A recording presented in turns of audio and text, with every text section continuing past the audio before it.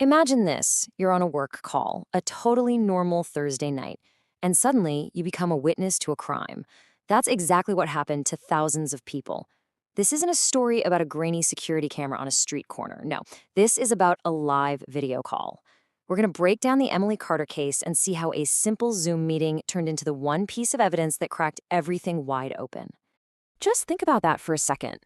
Sorry, someone's at my door. Be right back. So simple, so casual. But those would be the last words anyone ever heard from Emily Carter. She said them to her colleagues completely calm, no hint of trouble. And just like that, a regular night turned into a huge mystery. And the camera? It just kept on recording. All right, so let's set the scene. A call left running, the disappearance. To really get what happened here, you've got to picture the night. It was just normal, totally ordinary. Emily Carter's at home in Austin, Texas, just finishing up her week with a late team meeting. Absolutely nothing seemed off. Okay, look at this timeline. It is chillingly precise. At 9:18 p.m., Emily joins the call. Totally normal. Then at 9:31, she says she'll be right back. 1 minute later, she walks off camera. And then, this is the part that gets you. At 9:33 p.m., her coworkers hear it, a thud, and then a scraping sound. That's it. They're calling her name, but there's just silence. The whole thing, whatever it was, it all went down in just a couple of minutes. So who was Emily Carter?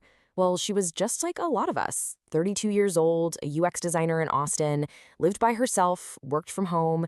Her coworkers described her as super reliable, always calm. The kind of person who has their life together. And that's what makes this so terrifying. People like Emily don't just disappear, especially not in the middle of a work meeting. It just didn't add up. And get this, the call stayed open for 3 hours. Her coworkers, they eventually just logged off, probably figured it was a bad connection or something. But on her end, the call never stopped. The next day, when she doesn't show up for work, that's when the real alarm bells start ringing. The police do a welfare check and they find her apartment totally empty. Everything's in its place, her car's there, but Emily's gone. The only thing that saw what happened? Her laptop, with the camera still recording the empty room. Okay, section 2, the reflection on camera. This is where we get the first clue. So where do investigators even start? Well, they start with the one thing they have, that Zoom recording. This isn't your typical crime scene. There's no yellow tape, no fingerprints, at least not at first. What they have is hours of video of an empty room. But that recording, it was about to become the single most important piece of evidence they had. So what did the recording reveal? I mean, that's the million-dollar question, right? You've got hours of footage. What could a silent, empty room possibly tell you? The investigators had to go through it frame by painstaking frame, really zeroing in on that exact moment she got up and walked away from her desk. And then they found it. Their big break. It's just for a split second. I mean, literally less than a second. In the reflection of a little mirror she had hanging in the hallway behind her desk, they saw a figure, a silhouette. Someone else was in that room with her, just standing there, out of the camera's direct view. This was huge. Emily was not alone. And that tiny 1-second reflection, it changed absolutely everything. The case went from finding a missing person to a full-blown homicide investigation, instantly. Why? Because now they had proof, hard evidence that someone else was there right when she vanished. All right, new section. Following digital breadcrumbs. Now they're hunting for this unknown visitor. The whole investigation shifts gears. The questions are obvious. Who was this mystery person? And maybe even more important, how did they get into a secure apartment building without anyone seeing a thing? The hunt for answers was about to go digital. And this is where things get really tricky for the police. They're looking for signs of a break-in, right? But there's nothing.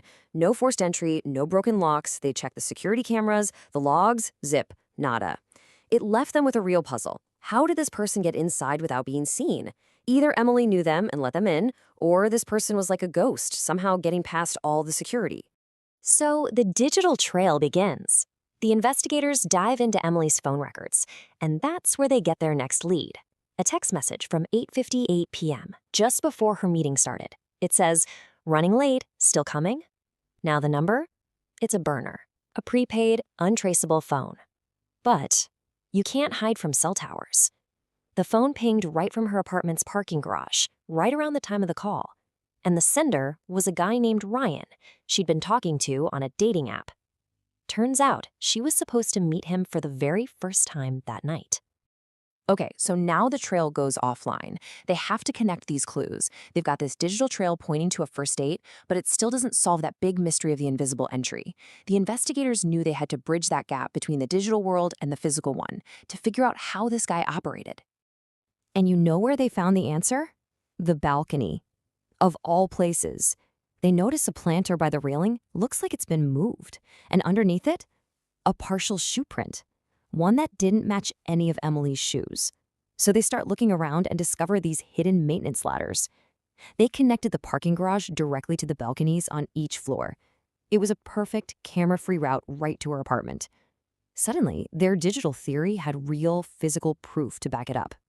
Now, tracking a burner phone is supposed to be, well, almost impossible. And just like they expected, after leaving the apartment, the suspect turned the phone off. But then he made one tiny, critical mistake. About 40 minutes later, he turned it back on for just a moment.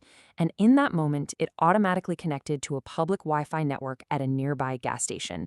That little slip-up, that was everything the police needed. So they subpoena the Wi-Fi records from the gas station, get the exact time of that connection, and match it up with the security footage. And bam, there he is. A crystal clear image of the suspect, and he looks right at the camera. They run it through facial recognition, and they get a hit. Daniel Reeves, a guy who already had a record for stalking and fraud. Just like that, their digital ghost had a face and a name. And that brings us to the final part, evidence that doesn't lie, the confession. Once they had a name, every single piece of the puzzle, digital and physical, just started clicking right into place. They were building a case that was pretty much airtight.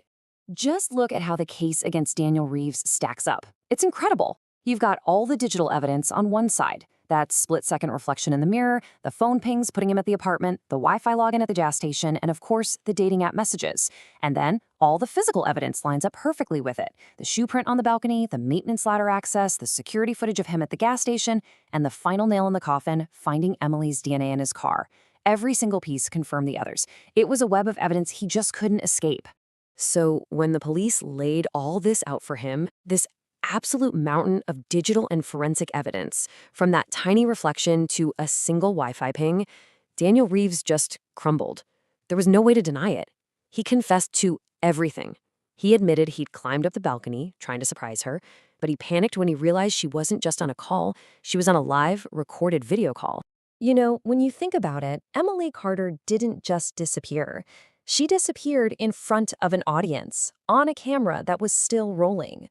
It's a pretty chilling reminder that in this world we live in, this always-on, always-connected world, a silent digital witness can see everything.